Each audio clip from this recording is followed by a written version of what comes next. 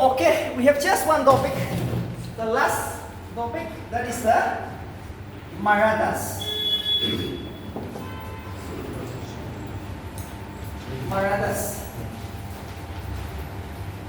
It is a dynasty which was founded in the 17th century, and in the 18th century, it came to an end. All right.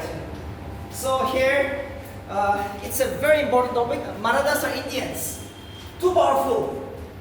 Marathas is a dynasty which existed in the 17th century until it was defeated by the British in the 18th century. We will discuss that. Anglo-Maratha Wars. All right. So see, it was Aurangzeb. It was Aurangzeb, the Mughals, which was ruling over India when the Marathas dynasty was founded. So the Marathas and the Mughals are going to fight against each other. We all know. Yeah, yesterday I discussed about the Marathas. The Mughals and all. Right. So these Marathas here, so many things are there, but we will go just like according to the syllabus, NPSC syllabus. You're just here to get the result, right? You're here just to get the pass mark. So I will teach the notes. I will give you the notes in that way. No need to study everything. It's a long story. It's almost 100 years ago, roll over India, but no, that is never going to be asked. So first see, where does the Maratha rolls over? Okay, who is the founder?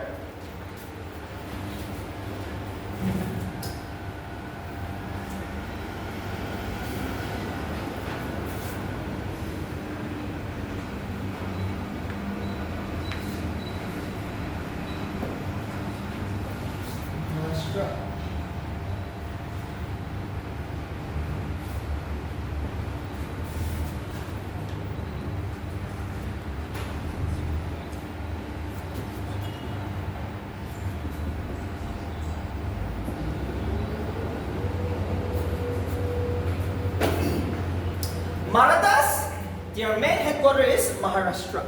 Present day, Maharashtra. Just write down. They roll over Maharashtra.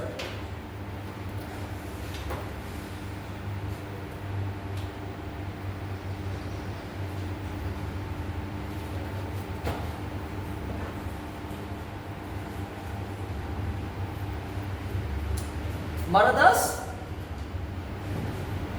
their main headquarters is Maharashtra, but we will see the extension now. This Marathas kingdom, all right, 1627 till 1680, we will discuss a king known as Shivaji. Shivaji is the king. Okay, only this king is important here. Shivaji, the founder, the greatest king of the Maratha dynasty. We're going to start off with his name. And he was born in the year 1627 and he died in the year 1680. We will study his name. But before that, a personal information. Where does the Marathas rule over? Where was it founded? Present day, Maharashtra. So let's see the extension of this area. See, the Marathas in the north, it went up to Punjab state. In the south, as far as Karnataka in Tamil Nadu. In the east, Odisha, and in the west, Maharashtra. So please write down the core areas. Where does this Marathas roll over? Please write down. Present day Maharashtra, entire Maharashtra. Present day Maharashtra, Malwa. Present day Maharashtra,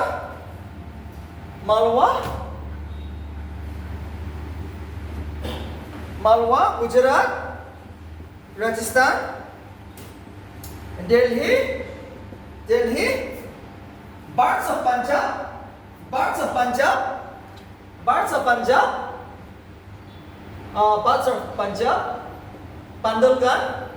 parts of Punjab, Pandalgan, Karnataka, parts of Tamil Nadu, and parts of present-day Pakistan, especially the area of Peshawar. Peshawar is a very important place in present-day Pakistan. So some part of Pakistan, also parts of the Marathas, very dangerous. He is very dangerous. Maharashtra, entire Maharashtra, Malwa, Gujarat, Rajasthan, Delhi, parts of Punjab, Bandhugan, Odisha, Karnataka, in Tamil Nadu. Parts of Karnataka and Tamil Nadu. In parts of Peshawar, which means present day Pakistan. And parts of Pakistan, Peshawar. Remember, unfortunately, they never captured Bengal. Bengal was never captured. Okay, in Eastern India, it went up to Odisha, but no, Bengal was never captured. Bengal was never captured. Remember this. Punjab, Odisha, Karnataka, Tamil Nadu, Peshawar, Maharashtra.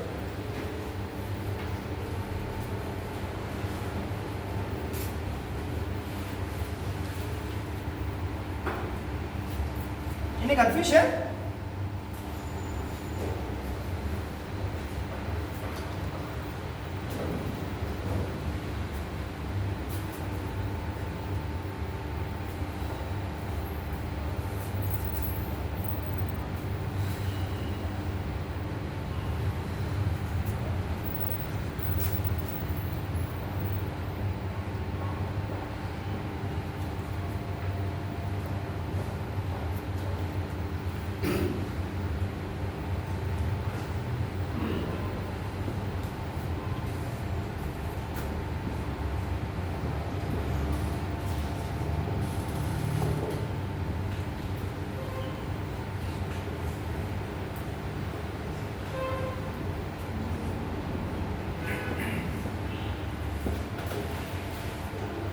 The Marathas has two capital, Rashghat, Raighat. Okay. So all are in Maharashtra. All are in Maharashtra. Rashghat, Raighat. Rashghat, Raighat. The second capital. Second capital. Second capital. Let us see the first match. Yes, you can see from here.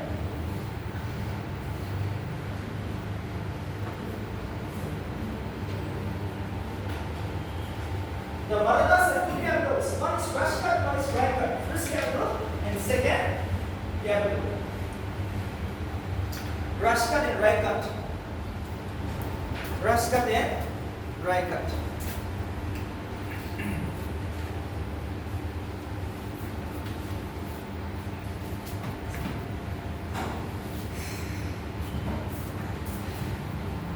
Rashghat and Raighat fort. Okay, this is all about the areas. Alright, now we are going to discuss about the real person, Shivaji. Okay, the greatest king. And after that, we will discuss some other battle. Shivaji.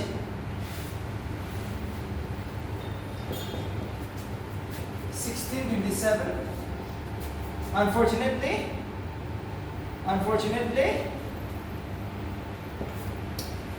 Shivaji ruled for only 53 years, okay? Just like Hitler or Osama bin Laden. Alright? But too dangerous. Too dangerous. See, a single person, how he's able to capture this when the Mughals were rolling over India? Even Pakistan, right? Peshawar. See, he's too dangerous.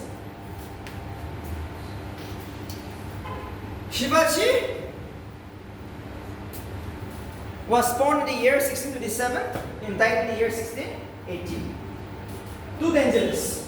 Alright, too dangerous. See,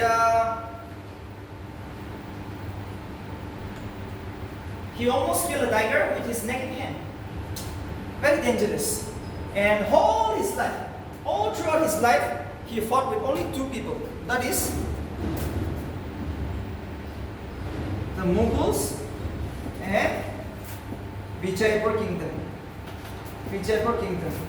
We all know what is a Vijaipur kingdom, right? Vijaipur kingdom is a Hindu kingdom in the South India.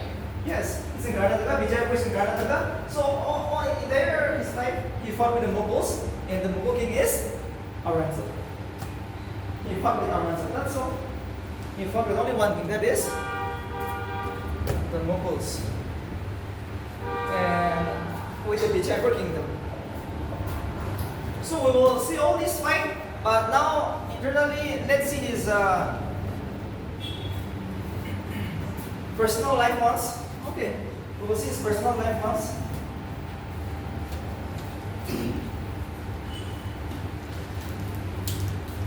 We will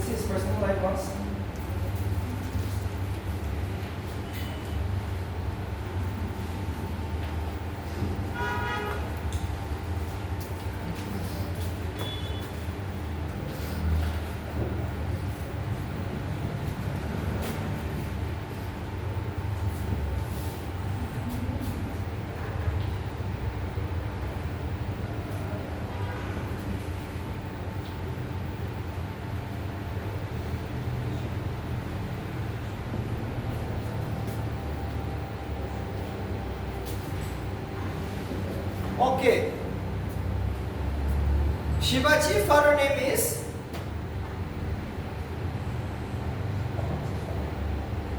Shivaji's father name is Shivaji Bhonsle. Mother name is Jijabai, and his guardian name is Dadaji Undati. Okay, Dadaji Undati. Guardian, we all know, just like Akbar Bayangkan, right? He also had a very powerful guardian, Dadaji Undati. Jijabai is his mother. Shivaji Bhonsle is his father name. Jijabai, Dadaji Naroji. Shivaji Bhonsle, his father name. Jijabai, his mother name. Dadabai Undati is his guardian name. So now see, we all know Shivaji is born, right? Shivaji is born, and throughout his life, he's going to apply only one technique: guerrilla warfare. Okay, Shivaji is too famous for guerrilla warfare. What is this guerrilla warfare? Guerrilla means just like a monkey, right? They will come and hit you and they will run away. For example, ambush. Now so many people are killed. Even in Dimapur, you see what has happened in Chumukidima? Some army soldiers were killed. Ambush. You know, like that. Shivaji is going to ambush the Mughals as well as the Bijapur kingdom. Very clever. He will never officially fight because he knows he is small, right? Compared with the Mughals who is running all over India, to fight with the Mughals at this stage is too hard. So he will practice only this technique, guerrilla warfare, hit and run case. He will come and kill him, he will run away. So this was one of the reasons why the Mughals also declined, right? Aurangzeb tried to kill this man, Shivaji, but no, it was never ever possible. So we will see the story. Did Shivaji lose the war, and how Shivaji became the king, or what was his exceptional qualities? Let's see now.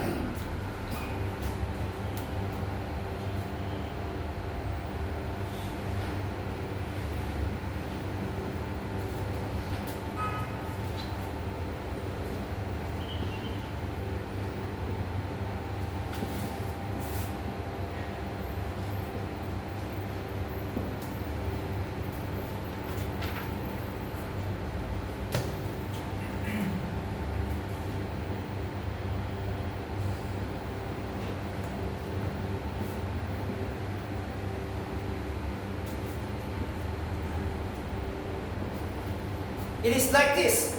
For the first time, he attacked the kingdom of Vijayapur in South India.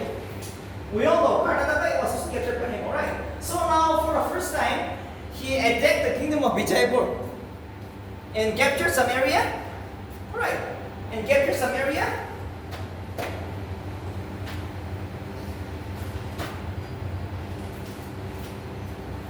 See, that is don't write that, but just remember, for the first time, he attacked the kingdom of Vijayapur. So what happened is that the ruler of Vijayapur kingdom sent Afzal Khan for the first time. Mr. Afzal Khan was sent by the king of Vijayapur to kill Shivaji. 1659. For the first time, a person was sent, Afzal Khan.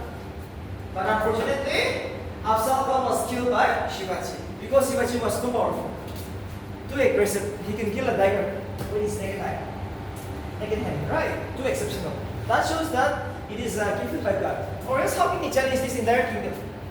How can he roll over this much area, right? A single person in the Maharashtra state. Shivaji is an Indian. He's an Indian. Now he is too dangerous. So, Afzal Khan was unfortunately killed by Shivaji in the year 1659. And why Afzal Khan was sent? Because he's the man who attacked the Vijayapur kingdom in Karnataka in the year 1657 for the first time. Afzal Khan was killed. This is the first deposit.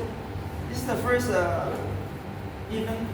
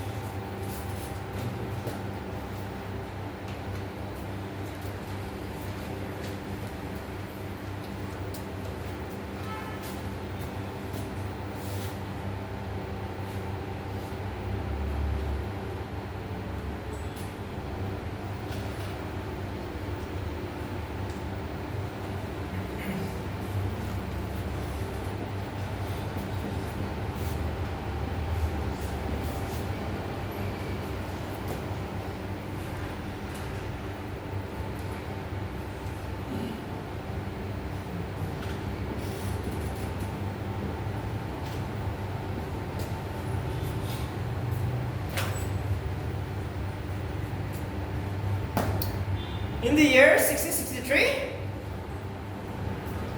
Aurangzeb, the greatest king of the Mughal, he was very much worried about the rise of this king. Yes or no? So Aurangzeb sent his commander, governor of Deccan, don't you remember that? His most trusted officer, Shashtagan, to kill Shivaji. But unfortunately again, it was Shivaji who wounded him. Alright. Actually here, Shivaji also lost a place known as Pune, present day Pune, okay, in Maharashtra. Actually Shivaji also lost a city known as the Pune. The city of Pune was lost here. Shashtakan captured this. But again, Shivaji returned quickly and he wounded Shashtakan, killed his son. Shashtakan was wounded very badly in the year 1663.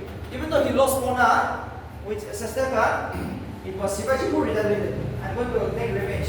And he killed his son and as well as injured him very badly. So now, everywhere he became a winner, right? Shivaji is emerging as a winner. Shashtakan, Afzal Khan, two famous people have come to kill him, but not possible. So now,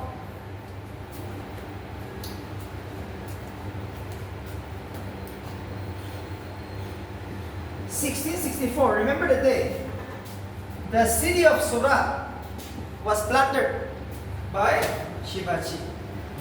1664. The city of Surat. 1664. The city of Surat. The city of Surat was destroyed, captured by Shivaji. And Surat is one of the most important headquarters of the Mughals. A trading center. A trading center and business hub. The city of Surat was captured. By who? By Shivaji. So see, all these Aurangzeb is still injured now.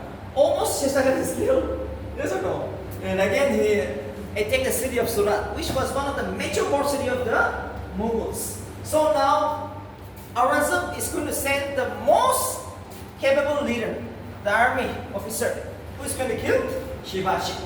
So let's see what will happen.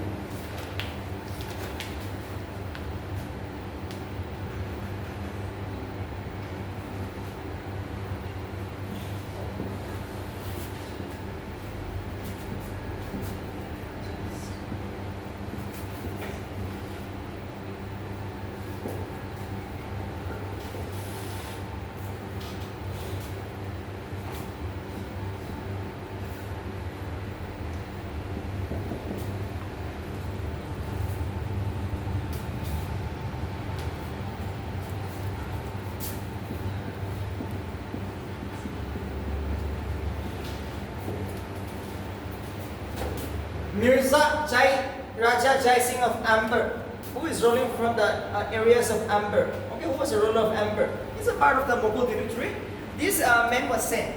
Mirza Jai Singh of Amber was sent in the year 1665 to kill Shivaji, the most capable commander of Aurangzeb. Aurangzeb sent his most trusted now, most skillful man to kill Shivaji. 1665. For the first time, Shivaji lost the official war. You see, it was Mirza Jai Singh who defeated Shivaji. Shivaji was never killed, but he lost the war. This is the official war he lost. It was Mirza Jai Singh who defeated Shivaji very badly in the year 1665. And who is this? A ruler who was sent by Aurangzeb.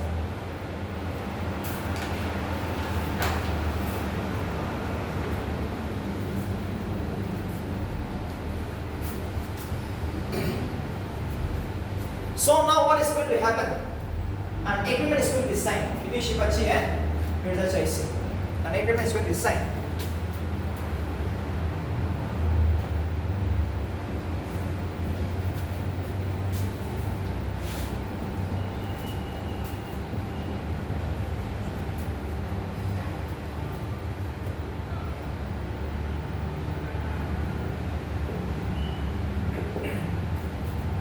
On 11 June 1665, Treaty of Purandar was signed between Shivaji and the Major Jai Singh of Ambir.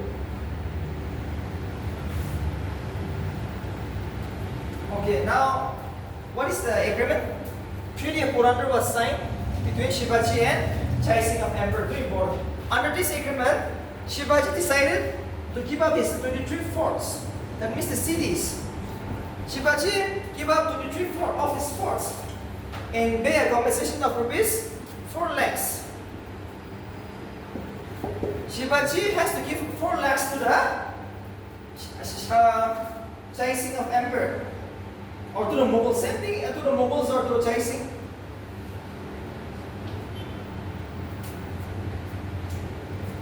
Under this agreement, Shivaji has to give up 23 forts to the Mughals, and he also has to pay rupees 4 lakhs. Alright, to the Mughals, as he lost the war, he gave up 23 forts.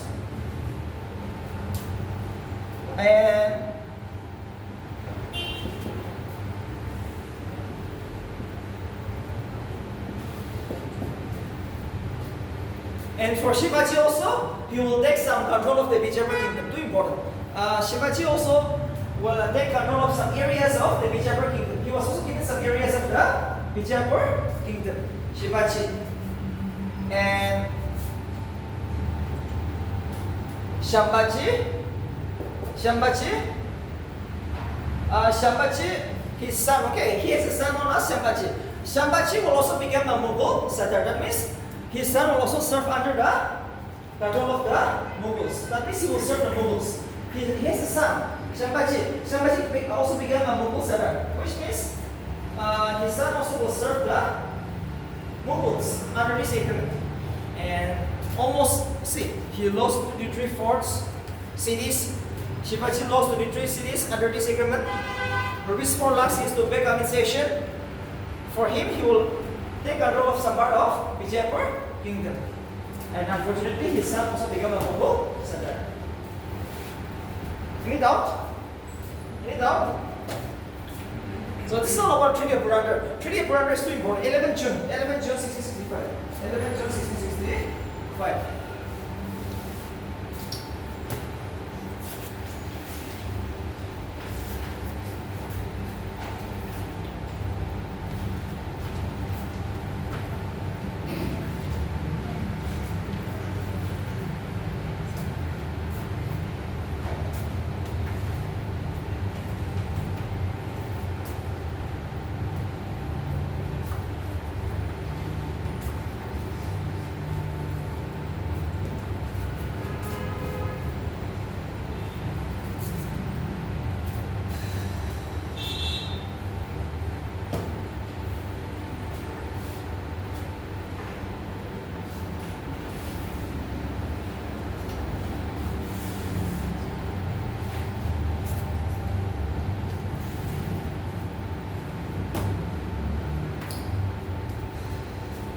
See, but Shivaji is never going to surrender.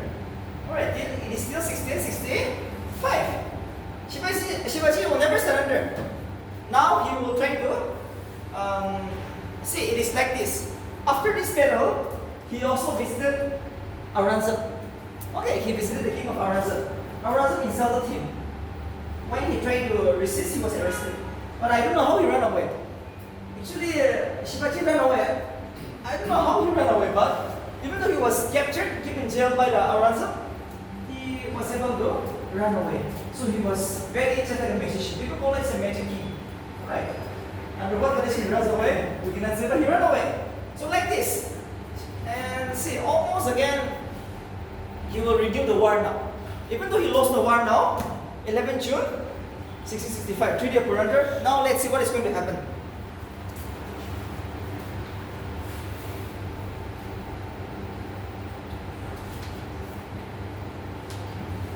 After 4 years, 1665 is over. Now, Surat is going to be plundered second time. We all know, Surat was plundered first in the year 1663. Now, time comes, second time. Now he's going to plunder. He becomes stronger now. He will never retire. In fact, for 5 years, he reorganized, he built his army, counterattack Surat again, and Surat was plundered, captured. And whatever he lost so far under the treaty of Purandur, he got everything now. In the year 1670, he had taken the city of Surat. Surat was plundered for a second time by him. He also captured all his lost territories by his conquest. You see?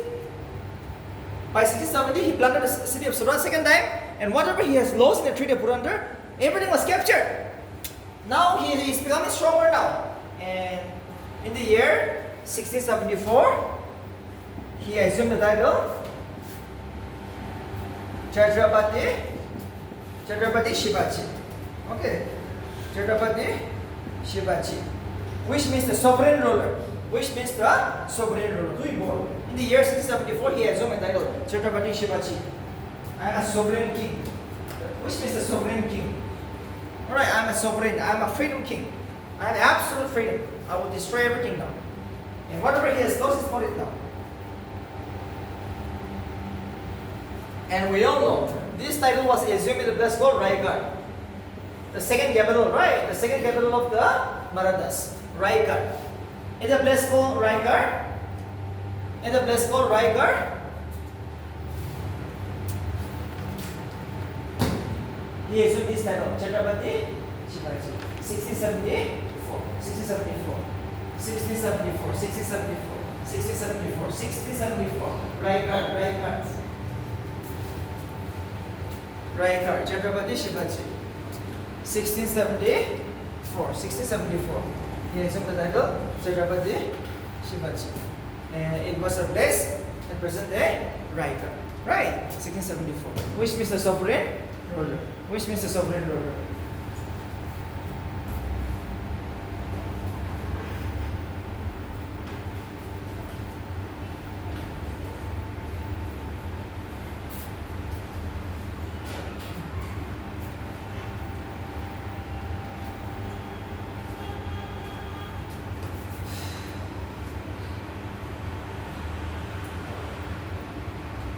And in the year 1680, he passed away. Okay. 1680 was the best. Too young, 53, right? Too young, just like Hitler, just like Bin Laden. Too young. But if these people stay for long, it is very dangerous. Alright. Maybe that's the reason God is taken away at the age of 53.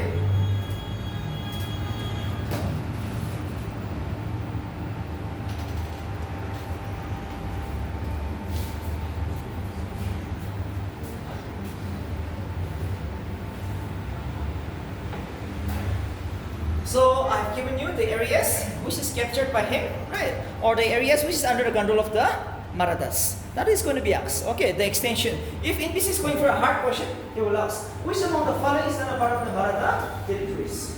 So your answer should be, right? In the north, it went up to Punjab as well as Pakistan. Some part of Pakistan, not all part of Pakistan. In the east, Orissa. Bengal, no. Never captured. In the south, Karnataka and Tamil Nadu, some part of it. But Maharashtra and everywhere. Maharashtra is their headquarters. They have the capital city headquarters in Maharashtra. Raigad and Rajkot. Rajkot is the first capital. Raigad is the second capital, which was assumed by Chhatrapati Shivaji in the year 1674. 1674, Chhatrapati Shivaji. That's all. Now we will see. The topic is administration. Now Shivaji is going to how Shivaji is going to roll over India. How Shivaji is going to roll over India. Administration.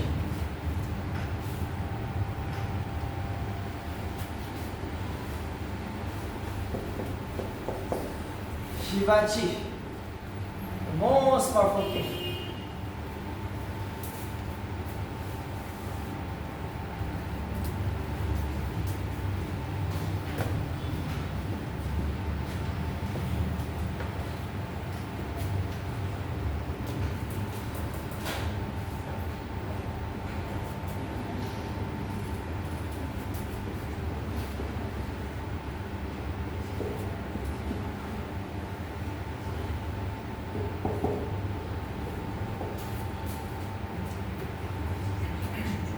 Ashtrapradhan.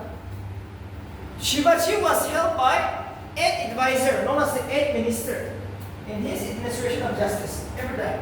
Ashtrapradhan means the 8th minister who helped Shivaji in the field of administration.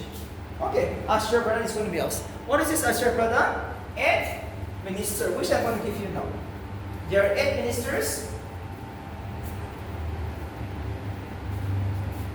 There are 8 ministers who help Shivaji. Okay.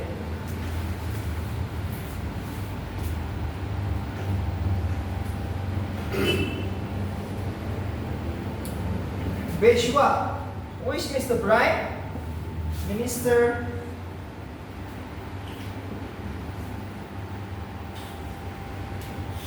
Majumdar. Majumdar means the revenue and finance minister. Majumdar means the revenue and finance minister.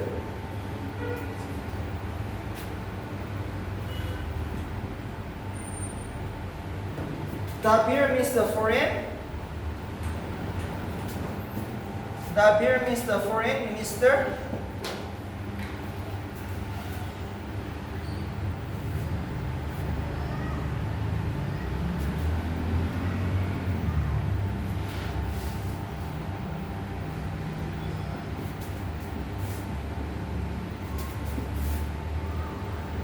Home minister. Wakil Navis means the home minister.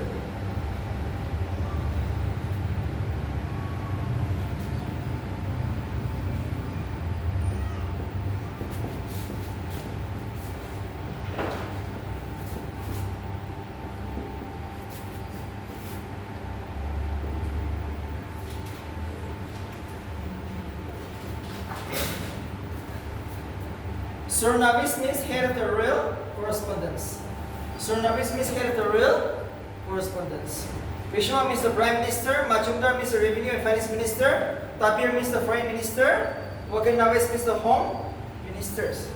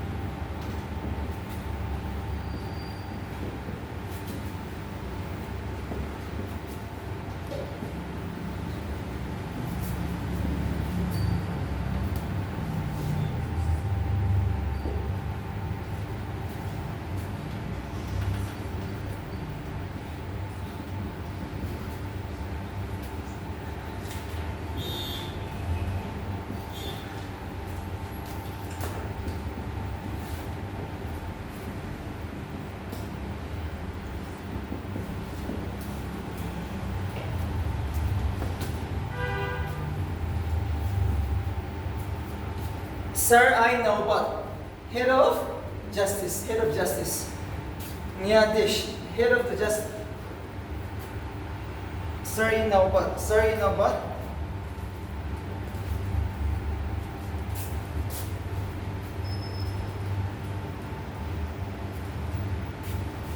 Sir I Naubat means the military commander. Military commander. Sir, you know what is the military commander? Okay. These are the 8 officers who assisted Shivaji in his administration. Alright, these are the 8 persons. You have to remember all this. Real correspondent means the person who is in charge of delivering the leaders and all, right? Those days we don't have phone and all. So they have to deliver the services through a leader from place to place. Surnavis.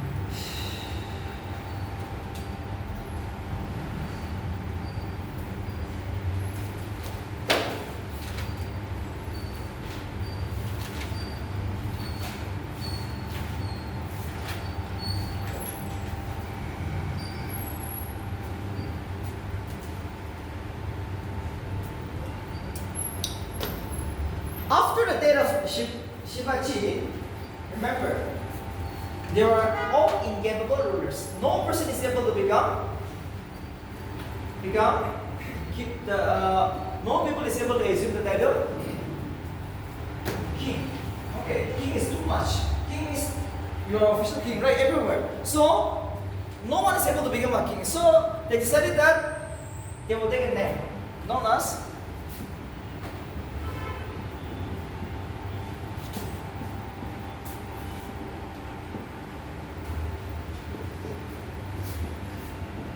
Peshwa. Since no person is able to assume the title king, confederacy means coming together, our family member. If you have 4 siblings, okay, we will roll together over some part of the Maratha kingdom, but we will not take the name king, but let's take the name Peshwa. Peshwa means prime minister. And one step lesser than the king. Above Peshwa there is a king, right? So Shivaji was the only king. The other cannot become a king. So they have taken the title Peshwa, the prime minister, and less powerful.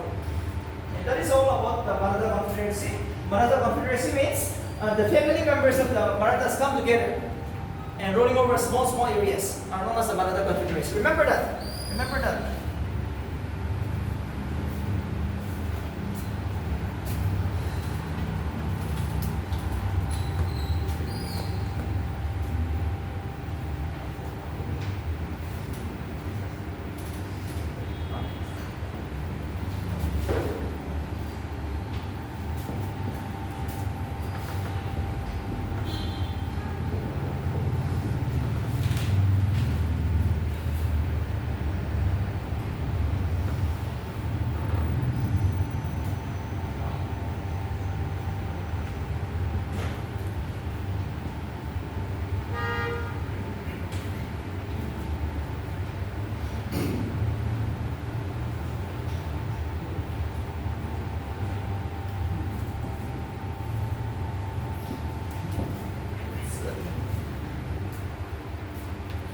See, actually, for administration, Shivaji has divided his entire kingdom into 3 provinces, only 3 provinces under a viceroy. Okay, Shivaji has only 3 provinces, 3 states. Even though he's the greatest king, he divided his kingdom into only 3 states, 3 provinces.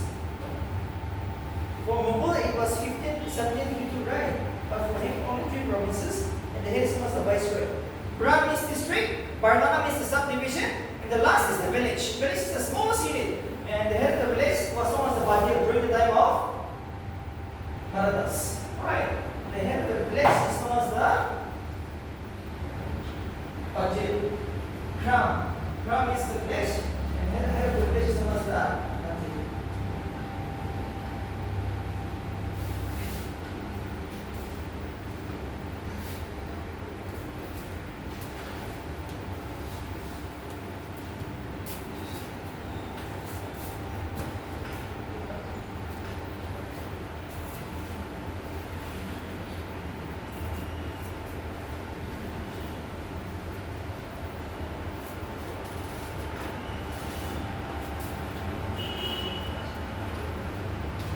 See, there are so many things associated with Marathas if you go very deep. But it is not that important. I will give you some of the important battles which was fought after the death of Shivaji. The Marathas, their family members, okay? The fight between the Mughals with the neighboring areas, or even among themselves. Which are some of the important things you will find in the NPC exam. So as of now, officially the king is over, right? But after this, now the role of the confederacy is going to start, which is not that important. But I will give you the battle, which is fought after the death of Shivaji.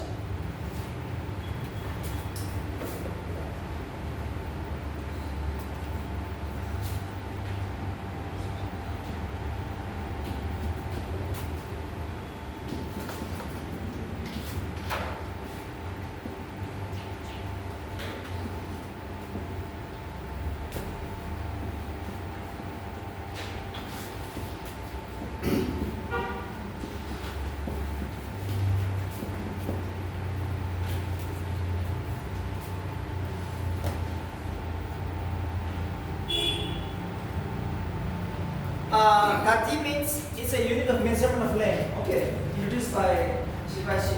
And job means official text. The demand of Shivaji was 1/4. If you produce 4 kg of rice, 1 kg you have to give to the king. And it was introduced by king himself. It is known as the job. Job means the official rating. 1/4. 1/4 of its total produce. 1/4 of its total produce.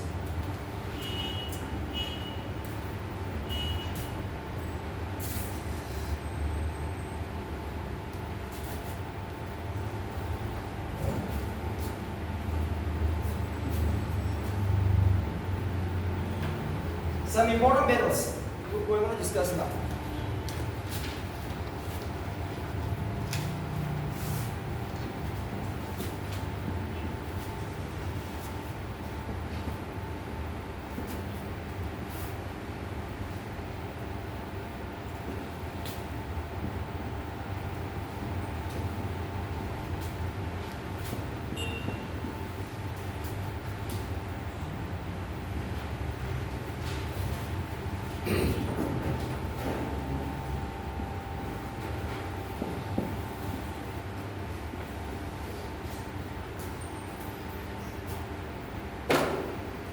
Battle of Pratapgarh, 1659. It was a battle fought between Afzal Khan and Shivaji. And there, Shivaji emerged the winner. Okay. Battle of Pratapgarh, 1659. Afzal Khan and Shivaji. It's a battle between Afzal Khan and Shivaji. And Shivaji emerged the winner.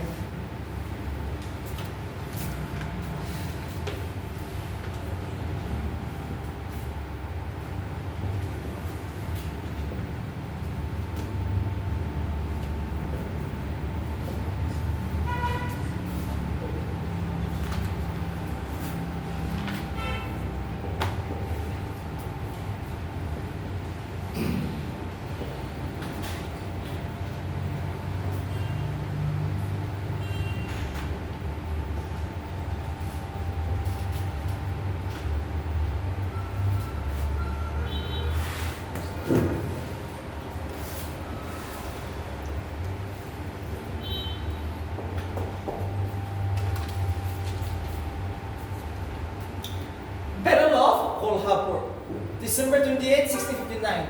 Again, it's a battle fought between Shivaji and the Mughal general Rustamji. Mughal general Rustam Jaman. And here also,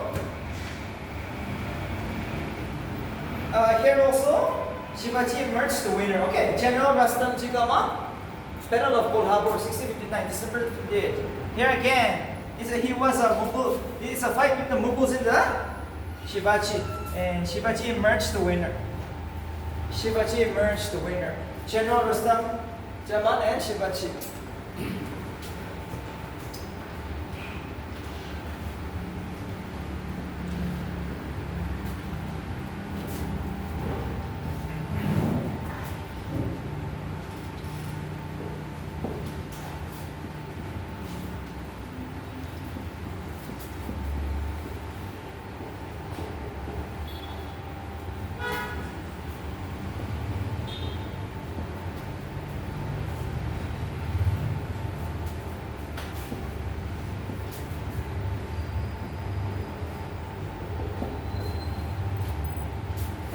Siti Chuhar is a ruler of the Bijapur kingdom, and it was Shivaji who fought this battle, the Battle of Babankin.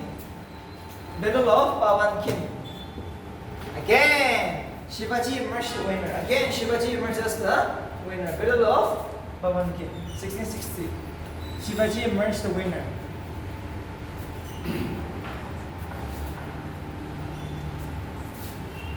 Battle of Babankin. Shivaji and Siti Chuhar.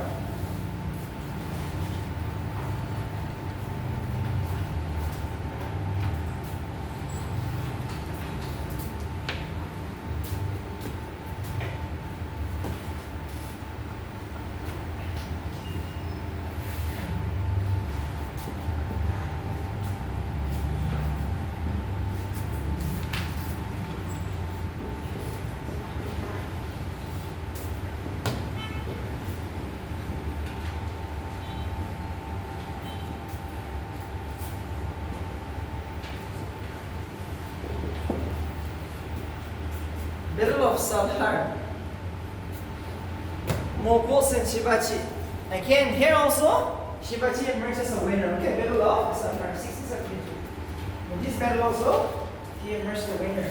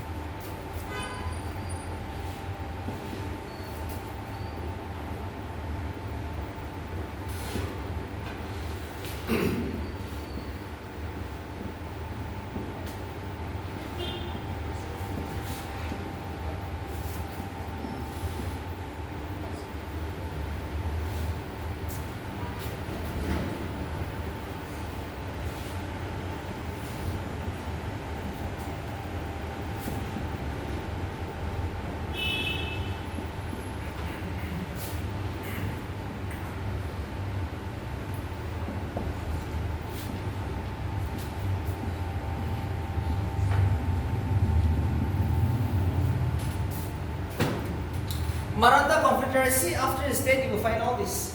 Okay. These are the family members who roll over their kingdom after the death of Shivaji. Marathas Confederacy includes Peshwas of Ona, Kaidwas of Baroda, Hulkars of Indore, Mostly of Nagpur, Skandi of Velar. The most important is this one because Shivaji is from this family. Mostly of Nagpur. Okay, Shivaji is from that family. In this case, which among the following is not part of the Maratha Confederacy? So these are the one. Peshwas of Bona, Kaidwas of Baroda, Hulkars of Indore, Mostly of Nagpur, Skandi of Velar.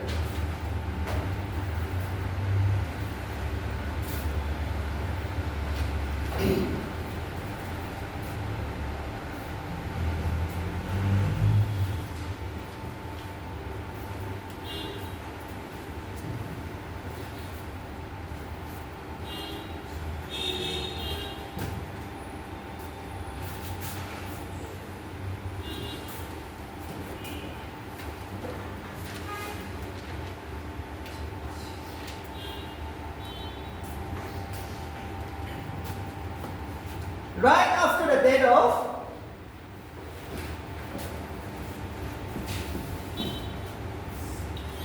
Shivaji, his son Shambhaji became the king. Okay, not the king, but he became the next ruler of India. And he has taken the name Kalusha. He has taken the name Kalusha, meaning instigator of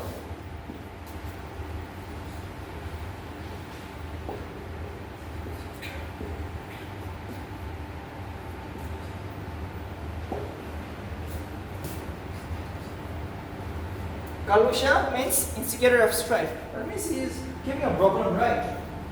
So Shambhaji, the nickname is Kalusha, meaning instigator of strife. Okay,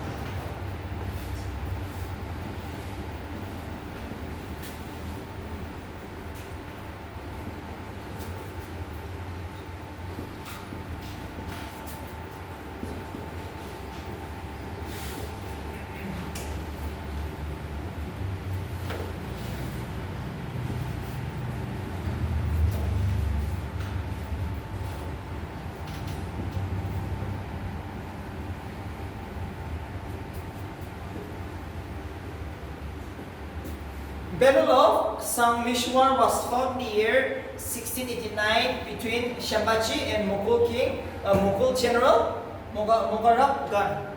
And here Shambaji lost the war because he was not as strong. Alright. Battle of Sangmishwar 1689. It was a battle between Shambaji and Mubarak Khan, and he lost the war.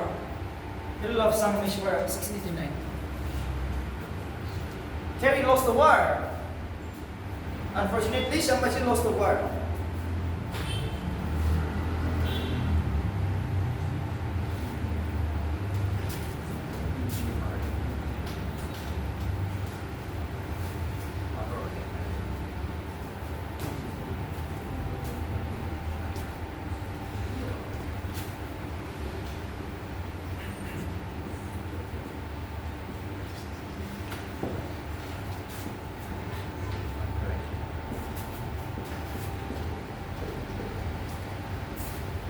Next king, Peshwa, Battle of Git.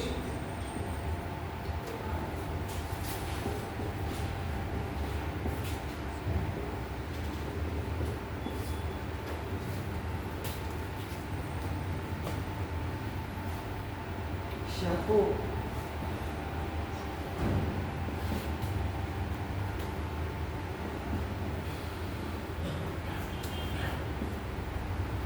Okay, Rajaram was appointed as the new ruler after Shambaji from 1609 to 1707.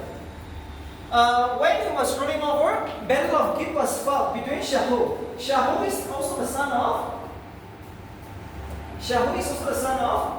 Shivaji. Okay, and Dharabai is his mother.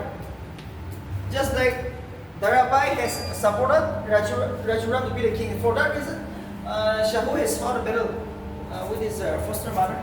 Okay, Dharabai. And here, Shahu emerges as a winner. So it's a family fight. It's a family war. Battle of Git.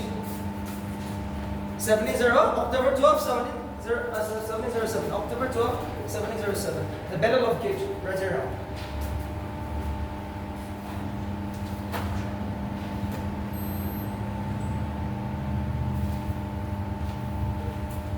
Dharabai is the son of Rajaram. I'm so sorry.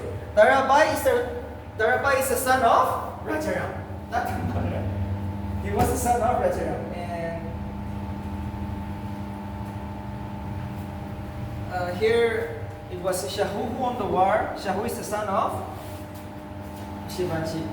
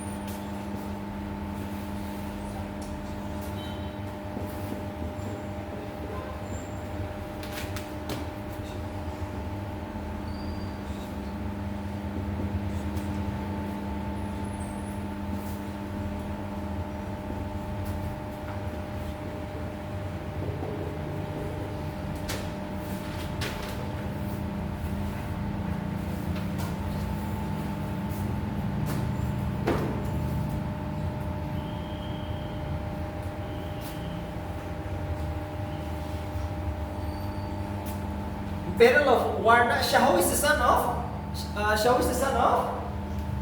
Shivaji. So see, he became the next king, right? So what the most important thing, what has happened during Shahu is that during this reign of Shahu, Maratha kingdoms transformed into a principle of confederacy, which I have given you. From now onwards, we will take a name, and we will take the name Peshwa. Till now, they are the king. They are like a king. Okay, Shambaji, Rajaram, Shahu are almost like a king. But from now onwards, we are very weak. So let us transform Maratha kingdom into a principle of confederacy. Too important. It was during the reign of Shahu, Maratha kingdom transformed into a principle of confederacy. That means we will take the name Peshwa and rule over Maratha kingdom, not king. We will not take the name of the kingdom from now onwards. Shahu. And he also fought a battle known as Battle of Varna. I'm so sorry, it's Battle of Varna. 1731, Battle of Varna. So what is this battle? Battle of Varna or the Treaty of Varna is same. Okay. It was signed in the year 1731. I'm so sorry, it's the Treaty of Varna. Treaty of Varna was signed between Shahu and Shambhaji to end family problem, family dispute. Just write down. What is this very important treaty? The Treaty of Varna 1731. It is a treaty to end a conflict between our family member. See? And it's a treaty signed between Shahu and his family members, Shambhaji. And remember, during his reign, the Maratha kingdom transformed into a rule of confederacy. Maratha kingdom transformed his reign into a rule of principles of confederacy. And one more thing, one more important.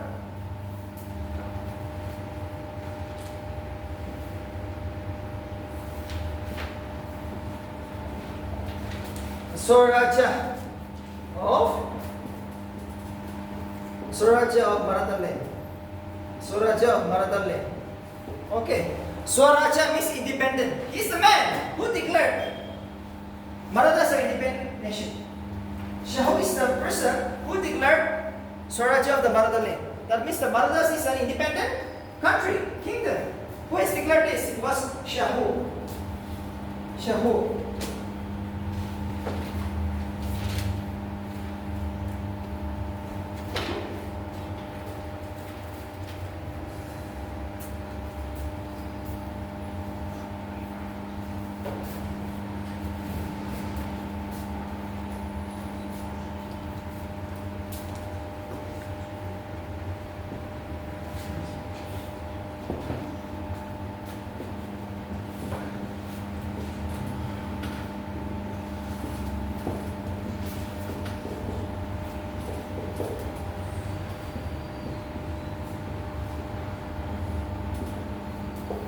So, after Shahu, Balaji Vishwanath became the first Peshwa. We all know, right? During the Shahu, the kingdom transformed into a principle of confederacy. So, we'll take a name and roll over Maratha kingdom now. And Balaji Vishwanath became the first Peshwa. Balaji Vishwanath. He was the first Peshwa. He met the boss of Peshwa hereditary. See, he ruled from 1713. No need to remember this point. MPC will never ask this, but remember, he met the boss of Peshwa hereditary. That means my father is a Peshwa, my son will only become the Peshwa. He's the man who met all this. Balaji Vishwanath. He's the first Peshwa, and he met the boss of Peshwa hereditary.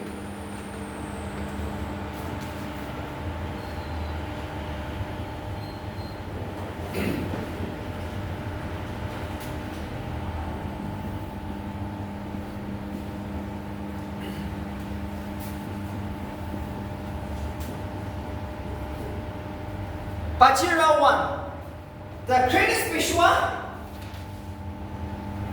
and the greatest exponents of guerrilla warfare. After Shivaji. We all know Shivaji was the greatest guerrilla warfare, right? He used the best methods of all this technique, guerrilla warfare.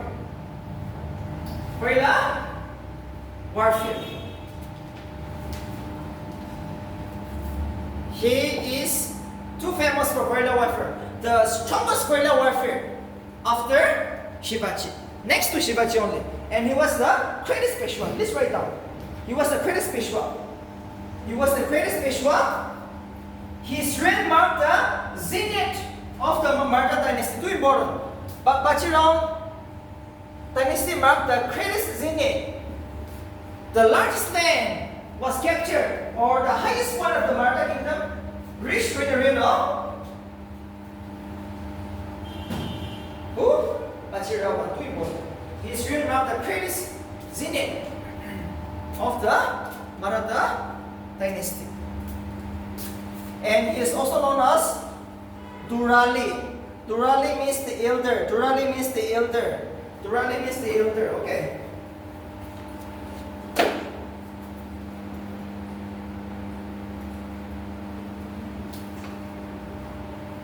He also is known as the Durali, which means the elder.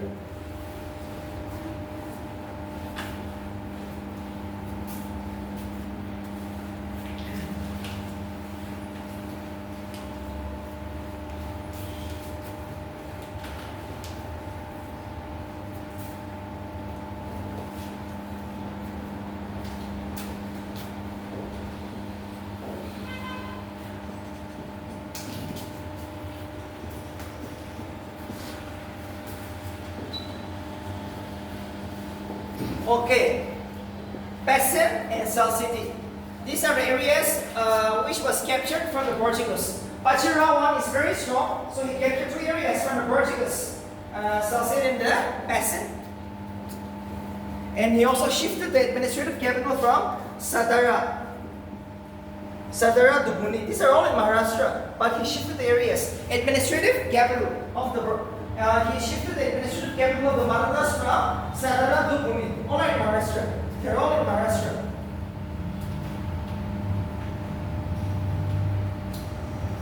He shifted the administrative capitals of the Marathas from Satara to Buni. And he also defeated Nizam ul Mulk.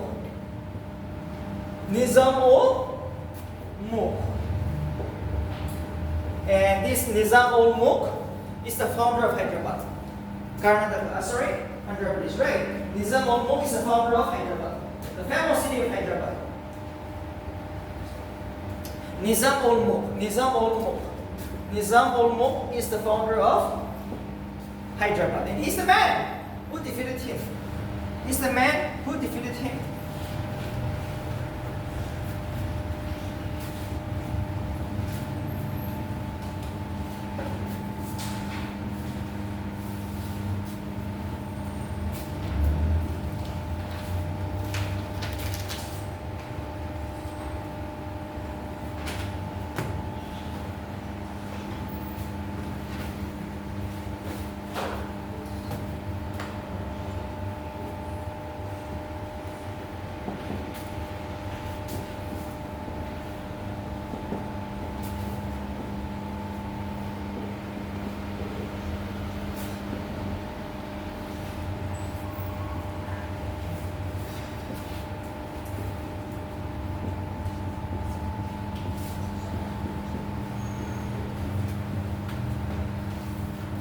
Next, Peshwa is Balaji Bachirawan or Nana Sahib I, who ruled from 1740 to 1761. The date is not important. He defeated the Nawab of Bengal, Ali Vardi Khan. The best is he defeated Ali Vardi Khan. And who is this Ali Vardi Khan? Ali Vardi Khan is the king of the Bengal. But remember, Bengal never comes under the rule of the Marathas. It's just space of nexus. Never ever rule over Bengal. Too important. It was Ali Vardi Khan who was the ruler of Bengal, who was defeated by this king, Peshwa. Balaji Bachirawan or Nana Sahib I, same name. Nana Sahib I or Balaji Bachirawan, same name. Alright. He's the man who defeated the Bengal ruler, Ali Vardi Khan. Next. And 1/3 of the Indian subcontinent come under the rules of the Marathas. And one third of the Indian subcontinent, and 1/3 of the Indian subcontinent, and 1/3 of the Indian subcontinent, and 1/3 of the Indian subcontinent came under the rule of the Marathas.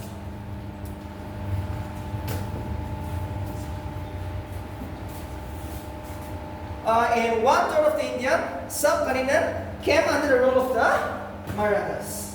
He defeated the Bengal Nawab Ali Berdi Khan, and one-third of the Indian subcontinent came under the rule of the Marathas. He passed away in the Third Battle of Panipat, 1761, 18. Amit Shah Abdali. Amit Shah Abdali. It was Amit Shah Abdali who defeated Baji Rao in the Third Battle of Panipat. Too important, 1761. The Third Battle of Panipat was fought between the Marathas and the Amit Shah Abdali. It was Amit Shah Abdali who defeated the Marathas very badly in the Third Battle of Panipat. 1761, the Third Battle of Panipat. And it was, the Marathas was led by Balaji Bajirao I or Nana Sahib I. He's the man. Unfortunately, he passed away here.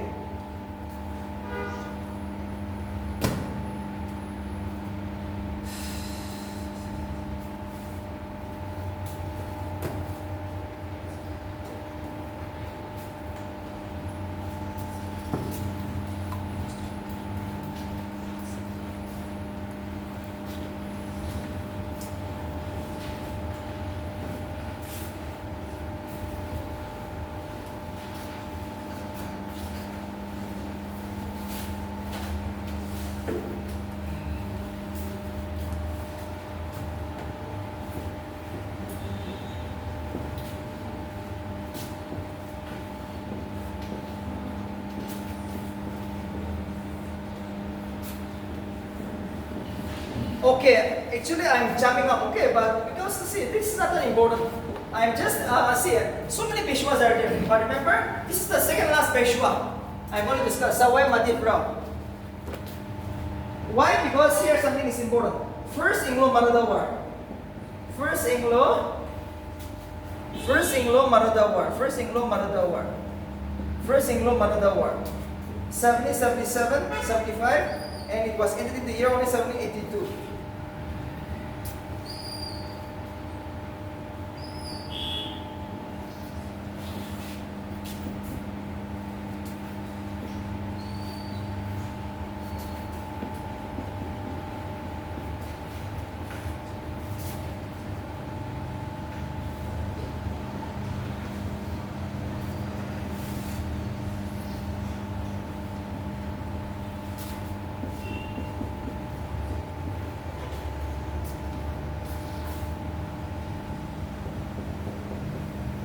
Actually, it was the Treaty of Salbai that ended the First Anglo-Maratha War, which granted peace between the English and the Marathas for at least 20 years. Battle of Talcon. All these Treaty of Purandar, Treaty of Talcon, Treaty of Salbai was signed between the Marathas and the English. By now, the English are there. Now they have to fight with the English. So see, the first Anglo-Maratha War means English and Maratha are going to fight for the first time in India. 1775, and it was Sawai Madhya Rao who was the Peshwa of the Marathas. He was the Peshwa rolling over the Maratha kingdom. Alright, and now they have to fight. Unfortunately, now they have to fight with the British. The first Anglo-Maratha War. And which treaty has ended the first Anglo-Maratha War? Treaty of Salbai, 1782. It granted peace between the British and the Marathas for 20 years. Treaty of Salbai, which I'm going to discuss next in the morning. All this I'm going to discuss in the I'm going to repeat once more, but just for personal information, it was Sawai Madhya Rao who was the ruler of the Marathas when the English and the British fought for the first time. And Treaty of Borandar, Treaty of Waltham, this is all signed between the British and the Marathas. And he was the Peshwa. That is why I'm giving you. After this, the last Peshwa.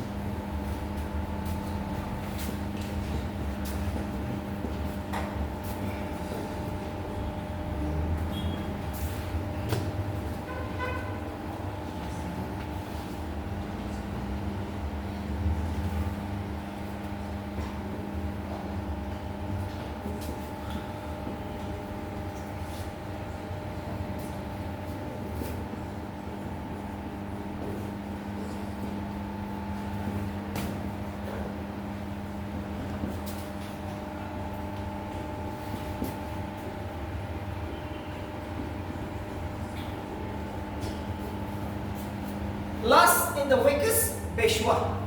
And he signed the Treaty of Pessin with the British. Treaty of Pessin, also I'm going to discuss. Treaty of Pessin. He's the man, he's the last Peshwa and the weakest Peshwa. And he signed the Treaty of Pessin with the British.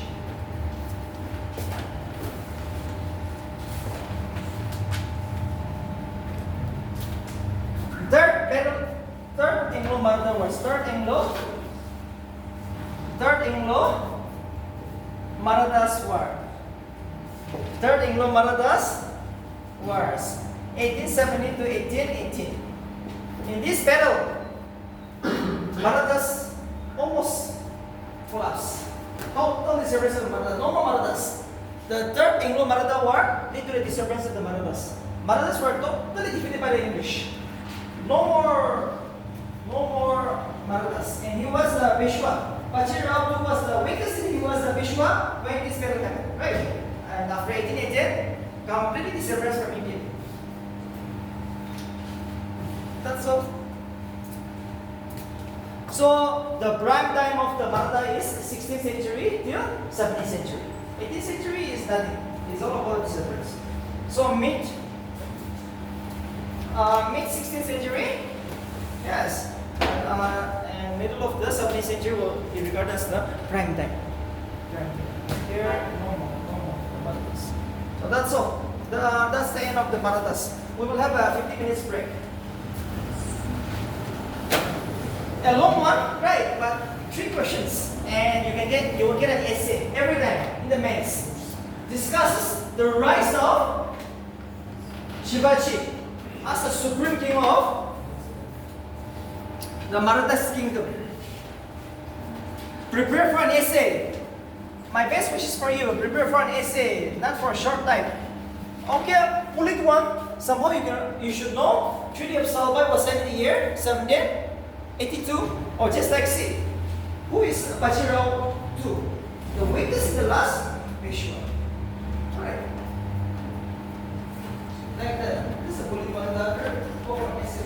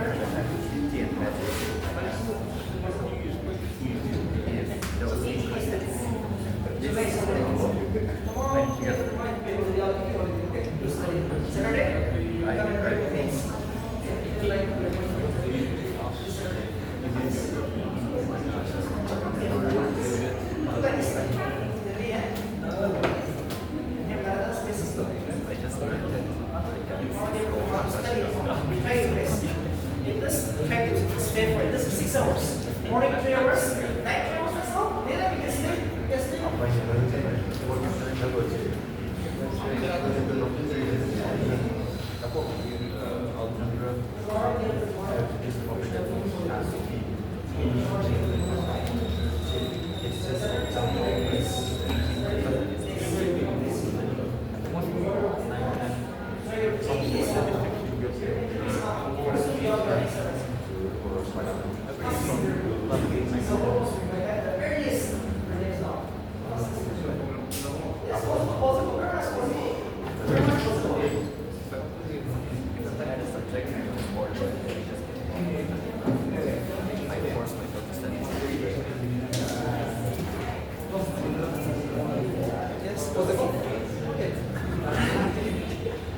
Yes, for you, this is more important now.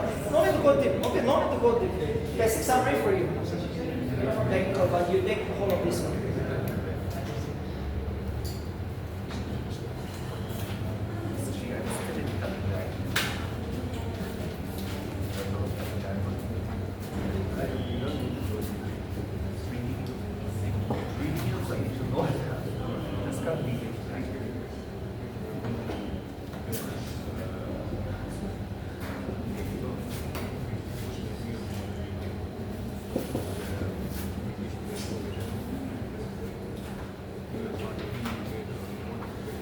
Bhakti and Sufi movement.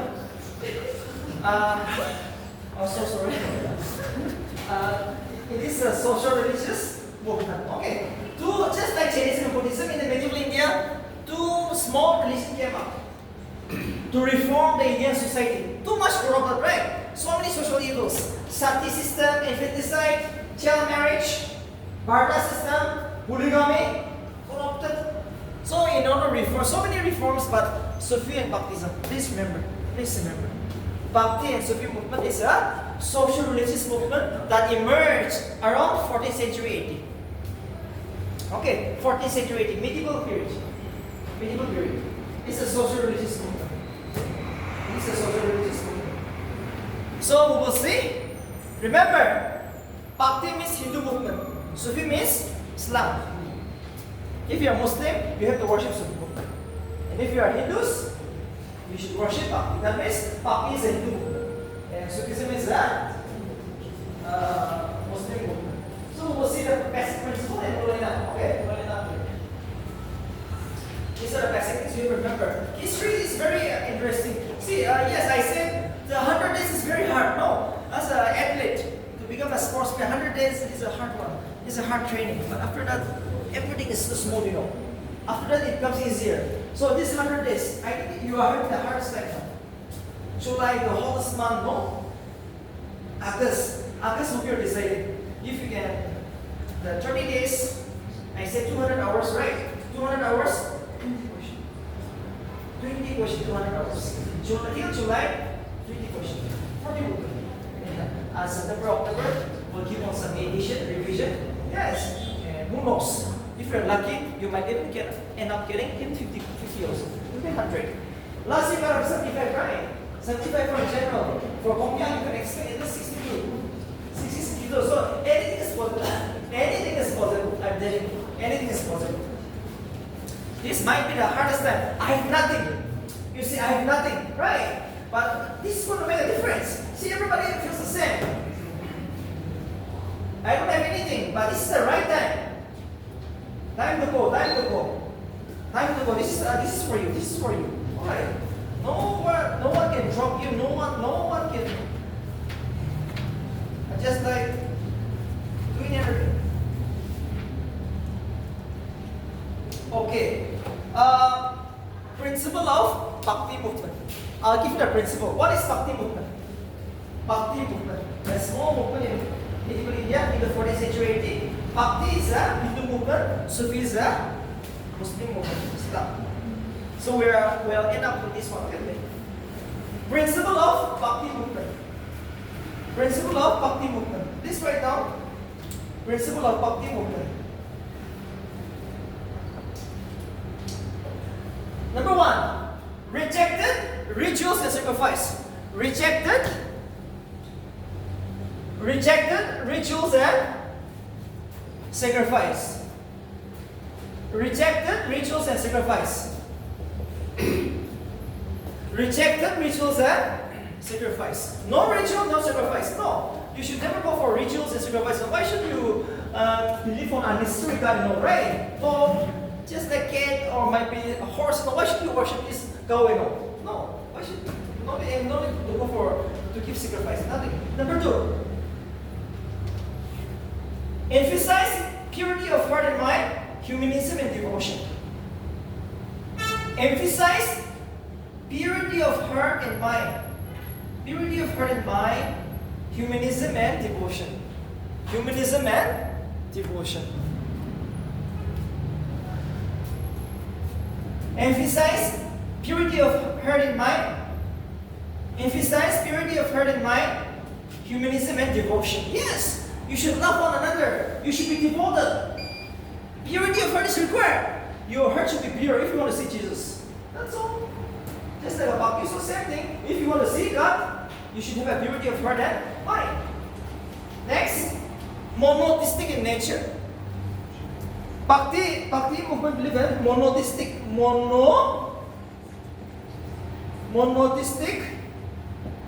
and nature. And nature. Monotheistic in nature. Monotheistic in nature means believe in one God. You believe in one God. Why should no? There's no two gods. Okay, actually. So Bhaktis believe in one God. Monotheistic in nature. Believe in one God. Next. Denounce casteism. Denounce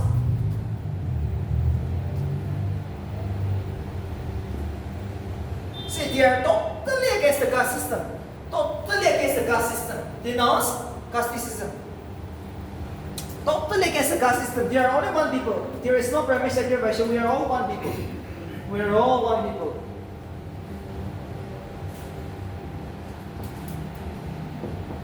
An equalitarian movement. An equalitarian movement means we are equal.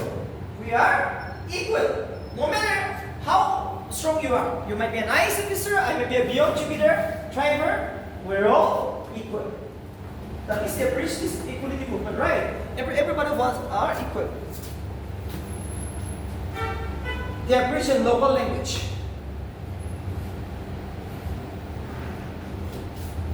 Bhakti said the Bhakti teachers preach in local language. So it was a very common social religious movement. So that's the Bhakti movement. You will find every history of the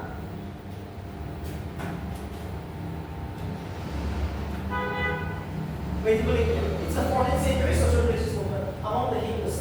This is a movement among the Hindus. Right, the Bhakti movement. Accepting, remember this. This is the Bhakti movement for you. It's a minor topic. It is a minor topic.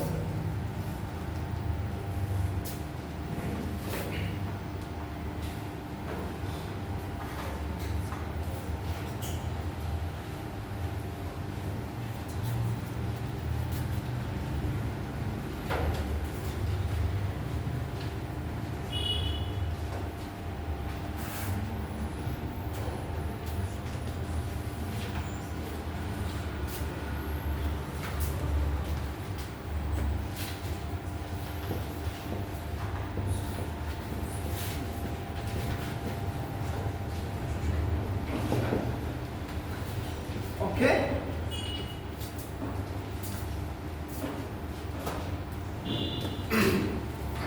Sufi movement was a social religious movement that occurred in the 14th to 16th century among the Muslims in medieval India. Sufi movement was a social religious movement. Sufi movement was a social religious movement.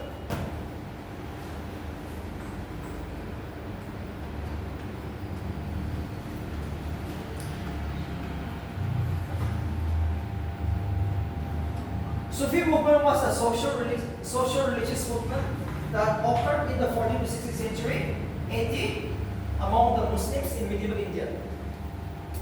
Sufi movement was a social religious movement. So Sufi movement was a social religious movement that occurred in the 14th to 16th century among the Muslim in medieval India. The Sufi doctrine was based on union with God, which can be achieved through love of God, prayer, fast, and rituals. The Sufi doctrine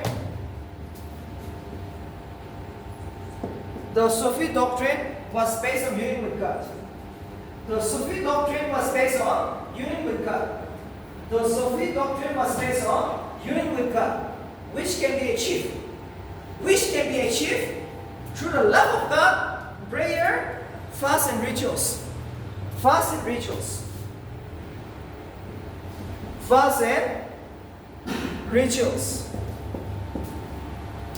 The Sufi doctrine was based on union with God, which can be achieved through love of God, prayer, fast, and rituals. Sufi movement was a social religious movement that occurred in the 14th to 16th century among the Muslim community. Now the features. Features of Sufi movement. Number one. The features of Sufi movement. Number one. The features of Sufi movement. Number one. Sufis aim at the service of mankind through spiritual self-development.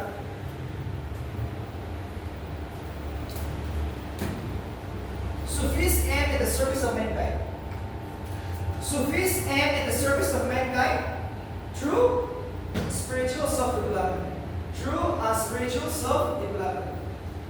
Sufis aim at the service of mankind through spiritual self-development. Sufis aim at the service of mankind through spiritual self-development. It preached for Hindu-Muslim unity and cultural synthesis. Sufism preached for Hindu-Muslim unity and cultural synthesis. Sufism it preached for Hindu-Muslim unity and cultural synthesis. Next point. Opposed to orthodoxy, their preach faith and devotion to God. Opposed to orthodoxy, they preach faith and devotion to God. Opposed to orthodoxy.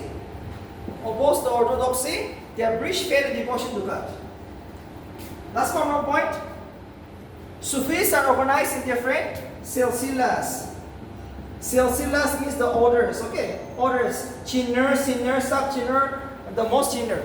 Sufis are organized into different silsilas of the now. So what is this silsila? It means the orders. Chinner page, sinnermost page, no? Just like as a Christian also. So Sufis are organized into different silsilas, that's all. These are the Sufis are organized into different silsila, which means the orders.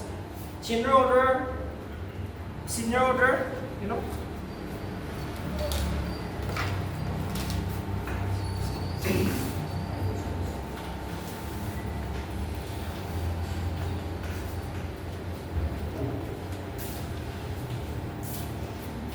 Anything? Yeah?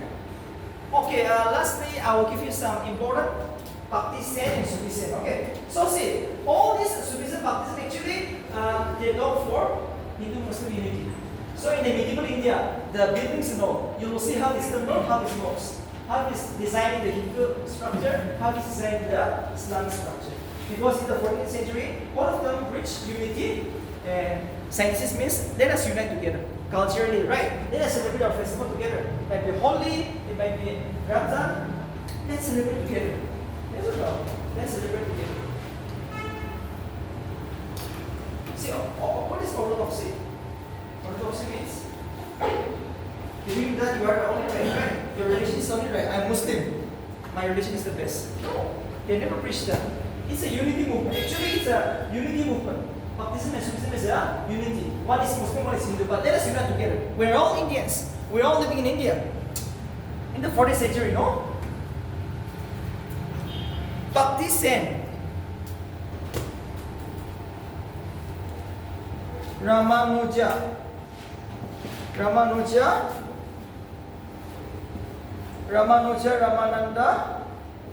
Ramananda, Kabir, Mirabai,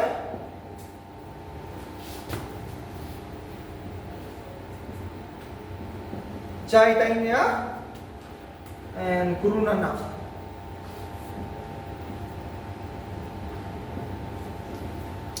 Ramanuja, Ramananda, Mirabai, Kabir, Guru Nanak, Chaitanya, Ramanuja. These are the famous Baptist saints you'll ever see. Just remember this name: Ramanuja, Ramananda, Chaitanya, Kabir, Mirabai, Guru Nanak. These are the famous Baptist saints you will find ever in the history of the medieval India. These are the Baptist saints. These are the Baptist saints.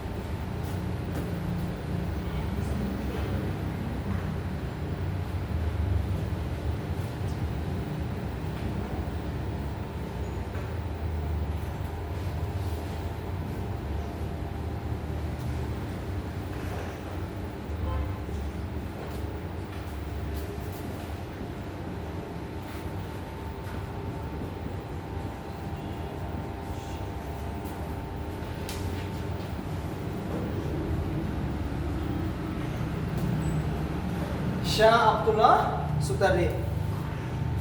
Shah Badruddin Samarkandi. Khawaja Muinuddin Chisti. Sheikh Bahuddin Zakaria. Sheikh Nizamuddin Aulia. Shah Abdullah Sutari. Khawaja Baqi Billah Wadabuddin Bakhtiyar Gaki. Sheikh Bahuddin Zakaria. These are the Sufi saint, which you will find. Okay. The famous Sufi saint.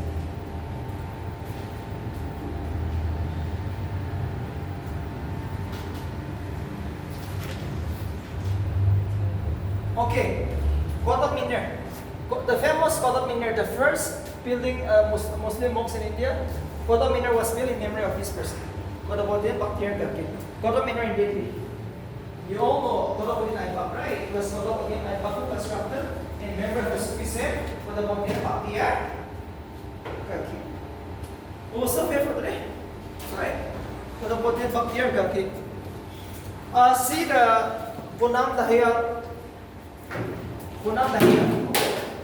Ancient medieval. Please see the Punam Dahiyar.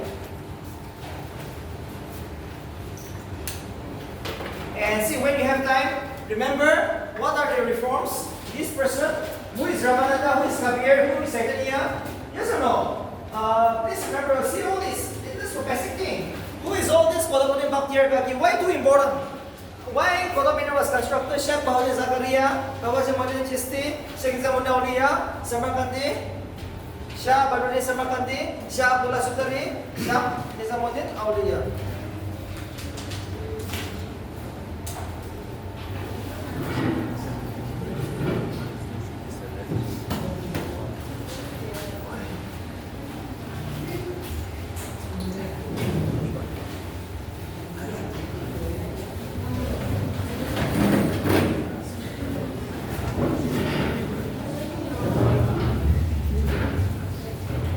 Okay, see. 2 days. Thursday, Friday is holiday. Alright. Saturday, 10.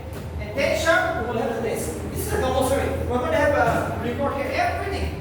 Like today, I want to see